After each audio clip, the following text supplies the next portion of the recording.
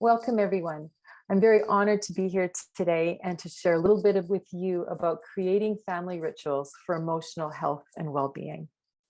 So just to start off, I'd like to share a little bit about myself. My name is Jodi Bergman, and I'm really happy to have this opportunity to share experiences of creating family rituals. So this has been an important topic for me. I am the mother of 7 lovely kids who now range from the ages of 16 to about 23. And in my time as being their mom, I can share about how important it was that we developed and put into place some rituals that really held us together individually in our relationships and also as a cohesive group. So I've been in the educational field and counseling field for probably over 20 years now. And I can just attest personally and also professionally that rituals hold a really important part of our daily life. So let's explore a little bit more about what that means. And my hopes are that today, during our time together, that we are going to have a chance to really solidify what we're learning about and get some really good takeaways so that you can go home and feel comfortable practicing this for yourself. So today's takeaways. Well, in this session, we're going to explore what it means to put our core values into practice in a fun and meaningful way. So we're going to understand what our children actually need from us. And that's been such a big theme throughout this conference. What do they need and how can we be their answer? And also for me, I'd like to share, well, how does ritual actually support this? Where can I find ideas about what this means? Sometimes as parents, we're inundated with information. And my plan today is that we don't have to dig deep, that there's going to be ideas that can be simple and easy and something that you can use pretty instantly. Why? Well, let's understand why these are important, actually. Our theme is on well-being, emotional health. So how do these rituals actually serve our family? Let's take a little time and understand that. And how to create family rituals that are in service. Okay. So why don't we just circle back just a little bit? And we're going to take a bit of a moment and just reflect on what Dr. Neufeld has shared this weekend in his keynotes. And understanding that we are really understanding the irreducible needs of a child for the realization of potential. Okay, so what do our kids need from us? This can get so confusing as we talked about with having so much information and wondering and analyzing what we're doing. But he's so wonderfully laid it out in this pyramid where we see that attachment is the base. And when we get attachment, it fosters places for these feelings to come in and understanding how important feelings are for all of us, not just for our children, for us as well as the caregivers. What does rest mean? And how do we incorporate rest? And absolutely a very fun thing that we get to include is play. It's like we've been given permission to re-explore play. So this pyramid is nature's essential but invisible workforce for raising a child. We also understand that the path to emotional health and well-being as well as becoming fully human and humane. And what I really like is his speaking really serves all of us and all of the family members that you have in your care. So why don't we understand a little bit? So we're going to take this and put this in one hand and just hold that we understand, okay, attachment, feelings, rest, and play. Those are my important ingredients. And in the other hand, I'm going to ask you to just sit with the idea of, well, how does that support that? And how can I bring the two together during our time? Well, why don't we pause for a minute and just actually talk about what is ritual? For a lot of us, for me in particular, when I think about ritual, it takes me back as a child. It takes me back to religious ceremonies. It takes me back to, maybe what we did around Christmas. But I don't have much of or didn't when I started this journey, have much of an expansion from there. So a really simple definition of ritual, because once you Google it, you're going to get pages and pages of all sorts of different and quite complex ideas. But what I did is in Dr. Neufeld's theory of distilling stuff to the essence, my hope was to take this definition and bring it into something that we can easily bring in for ourselves. So rituals, for what I understand, are meaningful acts that you do with intent. Okay? Rituals embody what matters to you by putting your values into practice. Now, sometimes when time is going so fast and there are so many busy things that are pulling on our attention as parents, we don't really know, okay, wait a minute, what are our values as parents? What are we trying to instill for our kids? Not always so sure. So this idea just gives us a chance to slow down, to sit back and see what those are. What is important to us? The beauty of it is we actually get to decide that for ourselves, and we get to rethink it at different times. Simple family rituals help us pause for a moment. They reconnect us to ourselves and to our loved ones. When we think of simple rituals, they can be daily, weekly, seasonal, and they assist us as we identify and carve out time for what matters most in our family units. Now, I wanted to pause for a minute and just explain or share a difference between ritual and routine, because some of the simple examples that I hope to talk about and share with you, we can also go, well, isn't that just kind of a family structure or routine that we do? But there is a slight variation in it. The difference between a routine and a ritual is the attitude behind the action. Okay, so I'm just going to pause for a second, give us a little minute for that to land. The difference between a routine and a ritual is the attitude behind the action. Why are we doing what we're doing?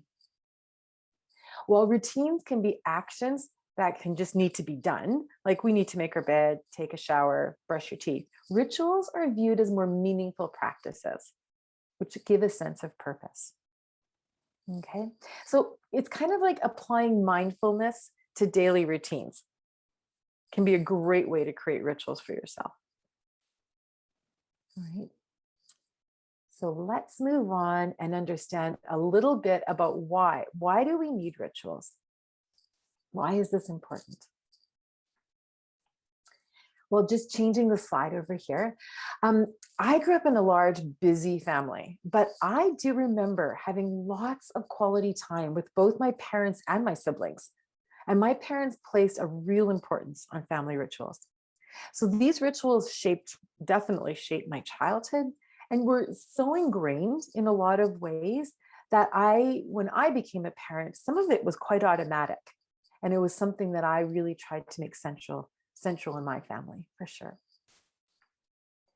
Now, I think we can say that family rituals are important to the health and well-being while we're trying to juggle very demanding schedules, home lives, and social lives. Family rituals are powerful organizers, I would say, of family life. They also do something and really offer stability and during stress or any kinds of transitions. So let's understand that a culture of ritual in a family is meant to support and to open up the space for nature to do its job, which is something that Dr. Neufeld really talks about, that we don't have to be so concerned about the doing, but about the being. And that if we open up space, create time, create some systems, some beautiful places where our values can be represented, that can be really supportive. Family rituals are special things your family does. It's almost like a way of saying, this is who we are, and this is what we value. Moving on. Now, this is a place I'd like to spend some time. How does this actually serve our parenting now? Because there are some places that it really, really helps us. It makes our job a little bit easier. First of all, I would say, man, rituals support relationship, which is really a root of attachment, right? It gives a child a home and a home base. And I'd like to just pause there for a second and really kind of tease that apart a little bit. So I would like to share an example from my family. You know, there's times in my family in particular, we're a blended family or integrated family. So when we came together, we really realized, oh, wow, like there have been two separate units here that have done things a certain way. And now we're coming together. And what a beautiful idea that we get to create ritual together. This is providing our kids with a landing spot. We're honoring what they've done before, but we're also giving them a sense of, and here's what we're creating now. Now, some kids can have different feelings about that.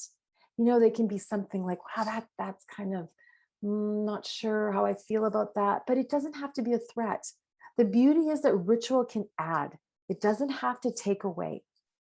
Okay, so in our experience, and if this is something you're working with in any way that you have an integrated or blended family, this is something where we have a real opportunity to honor what was there before and also to create something new. The nice idea of this too is that kids understand, right, this is how my family does it. This is what we do in my family. And it really gives them a landing place or a home base. Now, rituals are a way to connect, reflect, appreciate the things you might otherwise overlook. Understanding that some rituals can be really light and fun. I would even say they can be whimsical. And some of them are a little bit more somber and have a bit more of emotional expression to them. And that's where I move on to supports emotional expression. Well, this is a way where we know emotions, they need to be in motion, helps to keep things moving, providing space for meaningful connection. I'd really like to pause for a moment there and just share a little reflection about how this has supported our family in particular. So three of my children, their mother passed on really early in their life. And there has been, when they were young, it was hard to find places for emotional expression. Young kids don't always know what's happened or what to do with all those big feelings. But it became pretty important to us right at that point that we put some ritual around certain times of the year. So for example, we would, spring. Spring was an example where we had a really gentle and a bit of a lighter ritual of buying flower baskets. So, we love flowers in our family, and I really appreciate that as a gift. So what the kids and I would do is we would go and pick 4 flower baskets, one for myself, one for their birth mother, and 2 for the grandmas that were around. It was a way to honor. And those baskets got hung up. They got chosen with care. It was a fun adventure to do. It was this sign that spring was coming. And it was something we did ever since they were young. And it was a way to kind of engage in that spring energy of, and here's how we're honoring you. It was quite all the way through, even when the kids were young, my children are older now, it was a really nice way. It was a kind of a gentle, loving, supportive place to hold emotional expression. On that same note, we would also celebrate Mother's Day. Well, Mother's Day was a little bit trickier. That didn't hold quite that same whimsical spring energy. Mother's Day was harder. But what we would do is we would go and we would pick a fruit tree. At the time, we were just building our garden and we thought, what's a nice fruit tree that I would like? And what's a nice fruit tree that their birth mom would like? And the idea was that this still gets to grow and produce and share with us. And we wanted that honoring. We also held space there. That ritual wasn't as easy. That ritual often over the years brought up different emotions, but there was space for it. What I also like to share as a parent is that we were honoring through the years the different ways that emotional expression looked. And I can assure you, when we first started this, we didn't understand the depth of what this could be. It was really more of this feels like a good idea. And now when I look back, I'm so grateful that we had this understanding. So we talk about emotional expression and the idea that when we can have ritual, it offers our kids places where they can share. Just before I wrap up this one example, I've noted over the years the different ways that my kids have been able to honor their birth mom's passing. When they were younger, as I said, it was more of just, hey, this is what we do. When they got to be in their teens and tweens, it was much harder, and it was quite an emotional shutdown. but we kept with the ritual. We kept doing that, and we kept holding the space as they moved through it. The beauty is now, as older teens and moving into the young adults, we've seen how the ritual has supported them and how we can move through this into a place where I can feel my sadness and I can stay present here too. And it's been this really lovely experience where the ritual has supported them.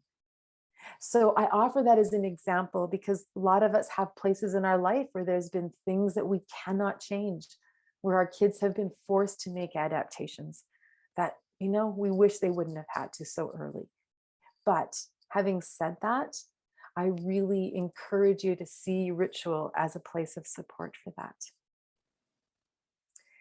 Well, let's move on actually a little bit and see where it can also be fun and whimsical too. And something can be really enjoyable. It provides a place for children to rest and relax. Well, I think that couldn't be more true, where rituals let them reset and they can renew. And I would also offer you the fact that I don't know that our kids always know this is what's happening, that they may not always appreciate, and there may be a little pushback sometimes to certain rituals. The beauty is that as a parent, we get to assess, is this worth keeping? And we're just going to kind of ride it through, or does that need to be changed? But the nice part is sometimes when they know this is surrounding them, that this is what our family does, that they have this place to go, okay, I know what New Year's Eve looks like. Right. Okay. I know what my birthday looks like. All right. I know what Easter or spring equinox or whatever that can be. I have a funny story is in our community and in our circle, we celebrate the equinox, and especially the winter solstice. There's a big fire, there's a gathering, potlucks. It's quite a lovely candlelight. It's quite a lovely event, which our kids thought in the beginning was a great idea. And then they kind of got to be teens, and then it was just real pushback, like, oh, those hippie parents, what are they doing? This is ridiculous. But all the kids still showed up. All the parents were grouped together with this ritual. The kids were kind of dragged along for a few years, but still came. They always still came. Now that they're older, and this last year, especially with the pandemic and the different lockdown situations, the kids are like, but aren't we going to have the big bonfire? Aren't we having the big potluck? Isn't everybody going to be gathering? And it just made that my community who does this and I have a little chuckle, because there were a few years before that where it felt like we were dragging them up that hill. Just to note that as the ones who's setting ritual, to know that there's a way that we can support them through it. Just a little as we wrap this up is just to note that family rituals give you and your children a sense of security, identity, and belonging, and not just in our family, maybe in our community as well. I mean, it's because they're sharing special things that you do, and they have special meaning to us. We're creating memories, and that helps to build relationship and bonds. Rituals also comfort children in unfamiliar circumstances. And that is something that I hadn't really thought about until I really relooked at a bedtime routine that I had with one of my young ones. And then when we were in a different place, for example, I could see that the anxiety and stress was there a little bit. But when we all cuddled back in and understood, okay, but this is what bedtime looked like, and we could do that anywhere, that really seemed to resettle young ones especially. I would also say, though, that is something that can really pass over to our teens as well. This is how we did it at home, grounded me here. Well, now maybe when they're out on their own or in more unfamiliar situations, they can back up and go, okay, wait a minute. I know something that can hold my values, that can help ground me and help me feel good. So just to say that it's something that's really good for all different ages. All right, so moving on a little bit, I'd like to come up to, what does this mean? Well, family rituals can seem a little bit difficult. And I just want to really take a little bit of time and give maybe a little bit of structure, or tease this apart a little bit to what it can look like. So family rituals, yes, you can. It's not something that has to be quite as daunting as it might sound. So first of all, in my idea, I thought, What about creating a daily ritual? It could be something for each child. Taking the cues for the particular emotion that needs an outlet or the particular bent for self-expression. We'll come back and expand on these two as I read through them. Try to incorporate a weekly ritual that can really foster family connection. Establish some traditional rituals or traditions, seasonal, that the family can count on. And I added one more in here too. And I don't know if this would really count as a ritual, but maybe it's just a really good idea, is to look for ways to turn work into play, especially in areas where resistance is encountered. Okay. So I'd like to talk a little bit about daily rituals. And when you have a big family or any amount of kids, this can be quite daunting when it says something each day. Like that could be a lot. But let's take this down and think about it in its simplest form. Okay. And I've given some ideas here about what it can be in its simplest form. Our bottom line is, let's remember this, is that we know that ritual provides an outlet for the expression of attachment, feelings, rest, and play. Okay, so it provides a space, which could be kind of fun. So let's think about a daily routine. Well, there's a few things that I know in my family that we just had to do. Okay, so we had to get up in the morning. We had to get ourselves ready to go somewhere. We had to say good morning, goodbye. We needed greetings. So just even those few simple places, I realized were really, really rich for ritual opportunities. That's a mouthful, isn't it? So let's imagine what that's like. Well, for me, it was important that there was attachment in the morning when my children woke up. Okay, so when they were younger, that meant something as simple as how I greeted them. And that's something I'd love to do. I'd love to go into their room and give them a little good morning, a little hug, a little snuggle, a kiss, something like that, just to get them going. Well, that's an example of a ritual. That's an example of an attachment ritual. What better way to greet your morning like that? Well, I thought it was a great way. As they got a little older, they may not have thought the same thing. And this is the beauty about where we get to start shifting a little bit. So for example, while that was a possibility in the morning, when they got a little bit older, I would do stuff like I would play some favorite songs. Okay. So, and I just picked random songs to wake them up because they all loved music. They were teenagers. So my teenagers have a big memory of a song from Guns N' Roses called Sweet Child of Mine, of Andre Bocelli live, and some Johnny Cash specials. Now, I don't know where those came from. I don't know that I had a lot of value put into what songs I was choosing at the moment. I was a bit more in survival mode by the time they got to be teenagers. But the idea was that there was some way that I was hopefully honoring their wake-up process. To this day, they still have a laugh about those songs. They still pick many of them have picked, like, my favorite song is Sweet Child of Mine. And when at one point they're like, why would you have picked those songs? And I was just like, well, first of all, I didn't have a huge display on my phone. But second of all, I wanted them to know, man, that song right now is exactly how I feel about you, my sweet child of mine. So it's a really simple ritual that they still have a good talk about. And I can remember them when saying to their friends, about getting up in the morning and then kind of having that little scowl, like, well, my mom plays Guns N' Roses in the morning. And it was just this funny moment where they were just celebrating. I'm not sure, but it was a ritual, and it was a ritual for a long, long time. What I want to highlight about that is it's a way that you get to shape and change with them. Okay. They didn't need the snuggles in the morning. And I don't know, that would have been a good idea for me either. Not all kids are morning kids at that stage. So rituals that you might be things that no one but your family understands. So this is kind of the beauty too, when we talk about creating and holding that family unit. Okay, it could be a special morning kiss or a crazy handshake. That's something that really, really worked for us as well, and might be something for you too. Kids go through that stage where maybe they don't want to all be hugged and touched and pulled in like that. Well, that doesn't mean as parents that we have to be totally out and not have any ways to connect with them. We know from what Dr. Neufeld has shared how important it is for attachment to catch the eyes. Can we catch their gaze? Can we get that kind of a real simple but important connection? And especially when they become teens, that's not as easy to catch anymore.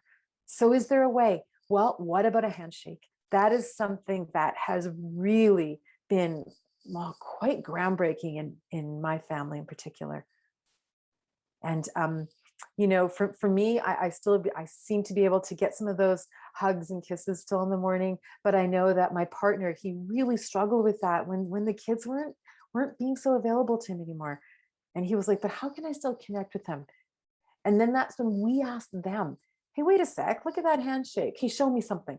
Show me something. And then when that was established, that little bit of play was brought in, that really supported different ways that he got to greet and feel that connection with him. When we talk about something daily, it's also a goodbye ritual. Well, when our kids are young, there's so many ways that we can do that. And maybe it seemed a little bit more available. There can be special I love yous. Or I know for my one son, I used to say, okay, watch out for the crocodiles. And he used to think it was so silly. And it was just this easy way that we could separate as he went on to his way and I went back into my workday. When they get a little bit older, that might change a little bit. There may be something that you whisper in their ear. I know that when I drop my kids off, and I can remember with my one daughter, school is not an easy thing. And I can remember giving her a hug and just whispering her, and I know you can do it. And I'm always here if you need me. Or different ways that we can bridge. Those are rituals. Those are simple, beautiful rituals. Another idea is also when we say goodbye and we greet each other, and helping our kids understand the importance of that. Another thing that might be a ritual is code words for things or special names you use for each other. Okay, a ritual could even be something, for me, it's something as simple as like a nickname. Maybe you greet each child with a different name. Okay, that may sound really simple, but doing that, I think that's a way of bringing play into ritual. And it's something that may just be for you and them. I know that with one of my daughters, she has a nickname. She's called Peach. And she had that since she was very, very young. Now, she doesn't want her friends calling her Peach. That's not what she appreciates in any way. But when her and I can do it, it really creates some attachment. And I've heard her defend it loud and clear. Oh, you're not allowed to call me that? That's only my mom. And think of what a special little way where she can act a bit annoyed by hearing it. But when I heard that was just affirmation that, right, okay, this is a way that we are holding some attachment. We're having some play. And there's a place where she got quite some good emotion about it. All right. Another idea for daily ritual that I just wanted to bring in is singing. Singing is something that maybe you only have to use with your younger kids. I'm not sure if your older kids will be open to it, but singing is a really lovely way to incorporate all four of parts of our pyramid. And I encourage you to do it. It may feel a little bit silly, but I can assure you those kids aren't judging your voice. They're loving the place where you get to connect, where you get to understand. There's even something that we used to use called a cleaning ritual. And that was where, and you can say, how's that different than routine? Okay, it is kind of a routine, but it's a routine that we did with meaning. And this was what was important to me when I was kind of thinking about it. I was like, I want us to be able to work together in cooperation. I want us to be able to see what needs to be done and to be able to meet it together. Well, that's not so easy when kids are young. That's kind of like herding cats when it becomes time to clean up a little bit. So what we did is we got a song. We got the cleanup song. And it was something really simple, but everybody would start singing it. I would usually start leading it, and then everybody knew, okay, we would sing that song like 3 rounds, and then the clean was usually done. It was a bit of a game to be done by that point. But when you think about that, it's a bit different than just a routine. call that a ritual because there was intention behind it. I wanted us to meet that place without it being contentious, without us having to fight or butt heads about it. So when we look at the layers that Dr. Neufeld provided, well, the song provided places for attachment. It was definitely an emotional expression because some days some were singing that a lot louder with a little bit more anger behind that. And some days it was flowing. Did it let them rest? Well, they knew how that job was going to happen. And it brought in an element of play. So just how something that simple can also be considered ritual. Now, let's remember that rituals aren't something that we can force on our kids. I mean, they are really born out of relationship. I mean, we can modify and change them as they grow up and as their needs change. So I'm just going to go back to the example of the cleaning ritual. Well, as my kids got older, we used to play this game called the gopher. And I would be at the front and all the gophers would come in and I would give each gopher a little job and they would run and do it. And then they come back and report they were done. That's how we took the ritual and changed it. As they got a little older than that, we used to, because they didn't want to play gophers anymore, we got to the place where we were like, and let's bring our music in again. And you each play a song, okay? And we're going to have, well, in my family, there's 7 songs. So that worked out well. I got longer time. But they each got to put their song. We had a cleaning playlist. And when that was done, the playlist was done, then our cleaning was finished.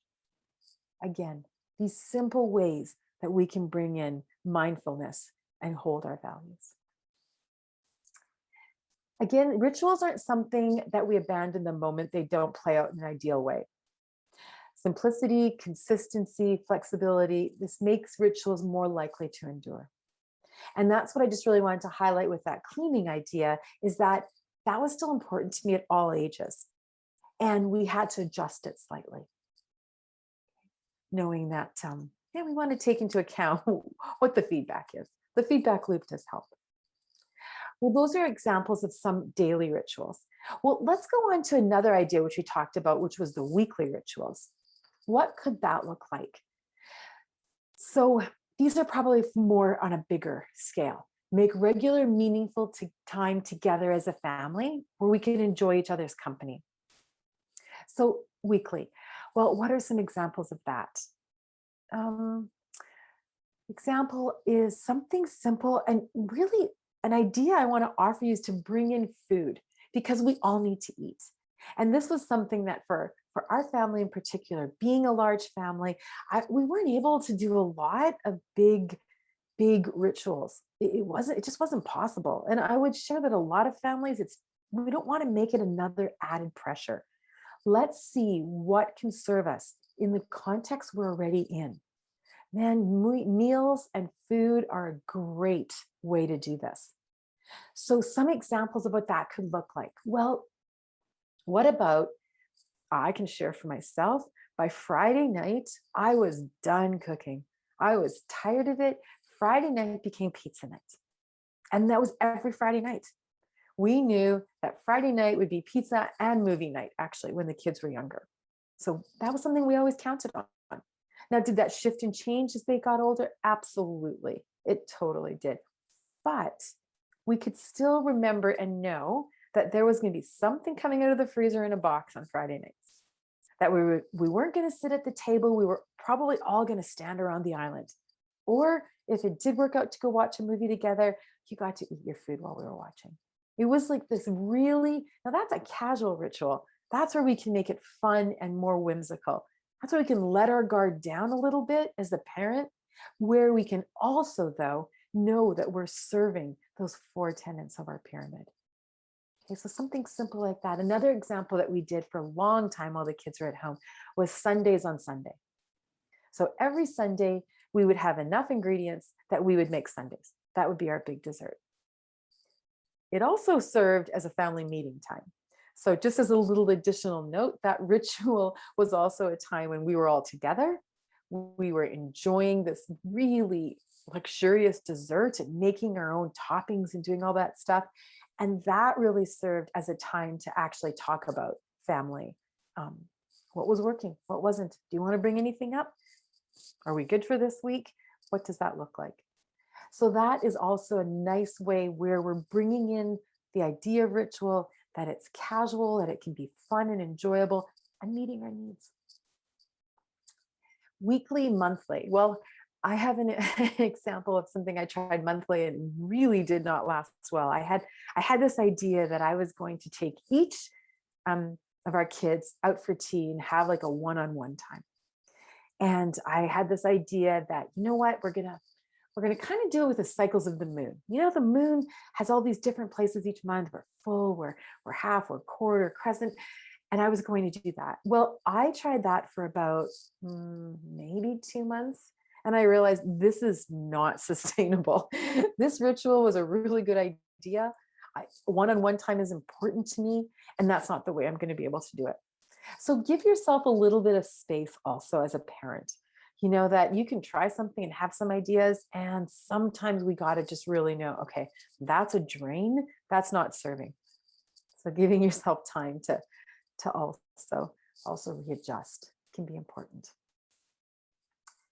When we talk about monthly rituals, I'd like to even expand that a bit more to beginning and end rituals. This is something that we did, and it was very, very simple. And again, it was often around food. You know, for example, swimming lessons. Well, we're starting swimming lessons. Okay, well, I don't know that we had anything that we started. We had a little discussion about that, but swimming lessons has ended. Is there some way that we can celebrate that? Just really noting what our kids are doing and honoring the passage of time. I want to hear about what that experience was like for you. Oh, you got your level this time. Oh, you didn't get your level. Well, that's okay. Let's sit down at our dinner place and really be able to share that and understand that. That really worked a lot for us because dinner was a big place where we all came together. So if it's a possibility, and I know it's not always, especially with our hectic schedules, and we don't want that to add more stress. So just to be aware, what can you do, what works and has some flow in it. Just considering that. I can share that in our family, dinner has gotten really late. And that was again to accommodate more people being home. So it's a good joke because often by 8 or 8:30, we will just be sitting down and getting started. But to us, the value was more important that everybody be there and that they can have a snack after school. Understanding other ritual ideas. Here's something that might help families too.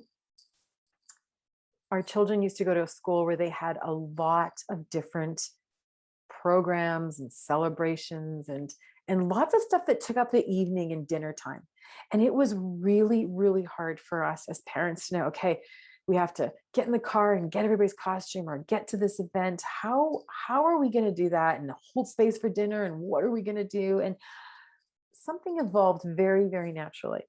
The first time we came home from one of those events, everybody was hungry, but really on a high from what we'd all been participating in.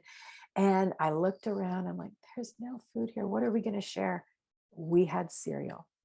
Cereal became our go-to. And, you know, most of us as families have cereal. But what we ended up doing after that is creating a ritual out of this. And I swear that the kids were more excited about the cereal that we would have after than the whole event that we had just had. So it became this idea that we would all pile back into the truck after our event that we'd been to. And it would be like, okay, time to go buy cereal. Everybody could toddle into the grocery store and they each got to pick something they wanted, something that they liked. Then we went home and we would all sit down and have that together. This ritual lasted 4 years, probably about almost 10 years in our house, where after events, it was always cereal time. There's nothing really hard about that, but it became something that they counted on. That was the space that we bonded together to talk about the event, to share what it had been like. It was a bit playful in the fact that that everybody got to pick their own cereal. And as parents, it was pretty simple to do. What didn't take much. So I'm hoping to share that rituals don't have to be big and elaborate. They can be, they don't have to be. All right, so that moves us on a little bit more to, there's one last thing I'd like to add here. This is something called the celebration of firsts. This is something where we get to really celebrate first things. Now, this could even be with something as simple. Again, I go back to food, but it could be just an honoring of it while you're together. It could be a first haircut. It could be a first doctor's appointment. It could be a first time to the dentist, a first time at a new job. We call it in our family the celebration of the first. So something really easy that you can enjoy. And for us, it just became something where we just talked about it. It didn't have anything more elaborate about that, but we were like, oh, I have a first to share. And that's something that we still to this day, it's a ritual in my mind that started young and that carries through. Let's move on to seasonal ideas. Now, this is something that we may be a bit more familiar with. When we think of ritual, that's often around rites of passage or something seasonal. Okay. And seasonal, well, I think there's a lot more ideas about that. This could bring in religious holidays, or it could bring in just our natural yearly events if you're celebrating Christmas or different honors that we have. Now, why I'd like to share the importance of this is that we get to really, as we talked about the attachment, hold space for our kids. What does this look like? Where do we belong? Well, let's take, for example, a New Year's celebration, that your family sets up something that's important to you to really honor starting of the new year, ending of the new year and the beginning of the new year. Well, what does that look like? Could be something as simple as, when our kids were young, we used to light paper lanterns, and we used to always release those on New Year's. We knew that we wanted to celebrate it. We wanted to hold that together, but that it needed to look different depending on their ages. So when they were young, that's something that we did. Again, that was a time when we would create tapas. Tapas was our thing. Everybody got involved. What is your favorite tapas that you can create for our family meal? Well, when they were younger, we'd all be at home together and celebrating.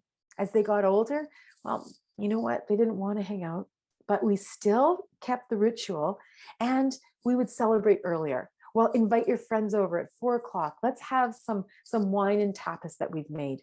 And then we'll have this time together to honor what our family ritual was.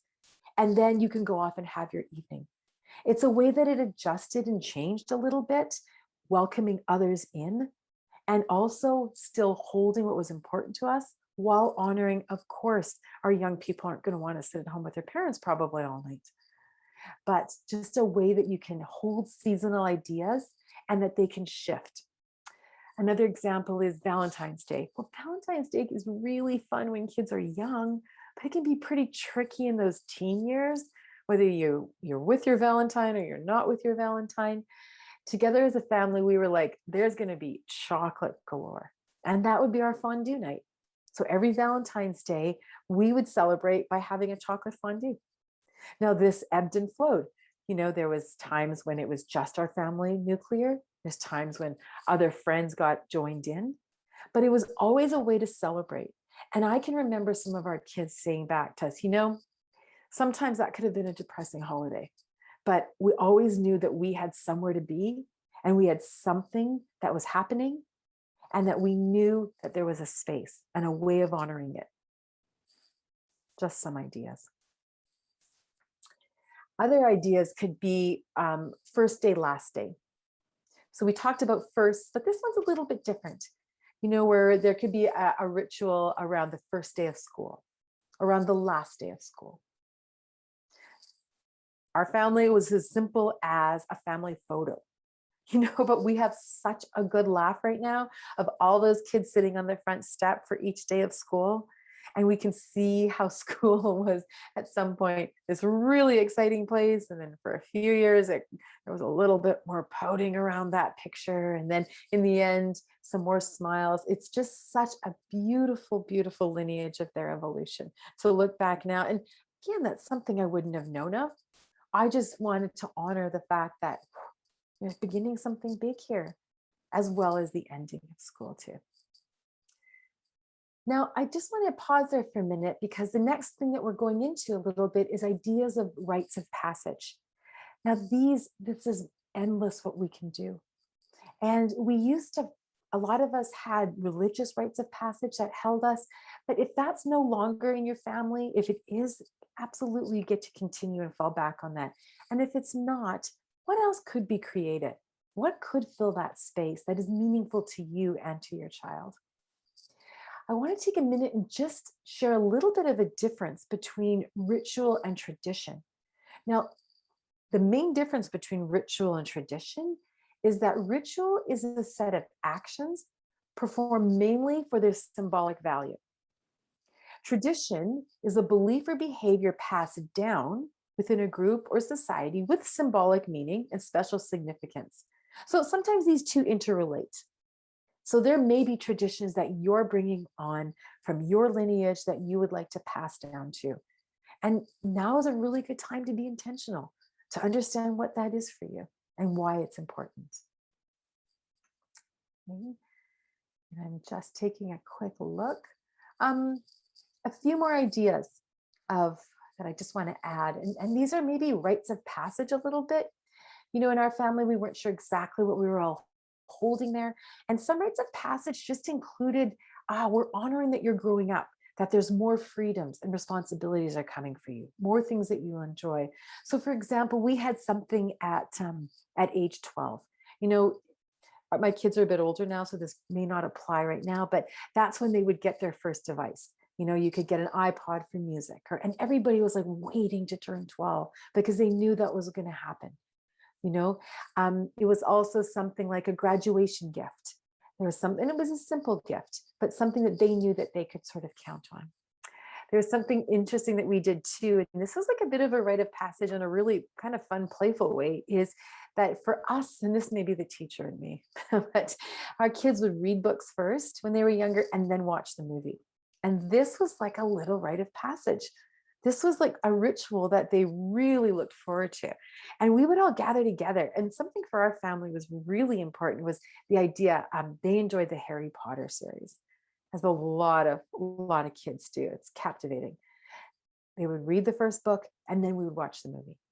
Now there's 7 kids. So you know what? We ended up watching those movies like 7 times.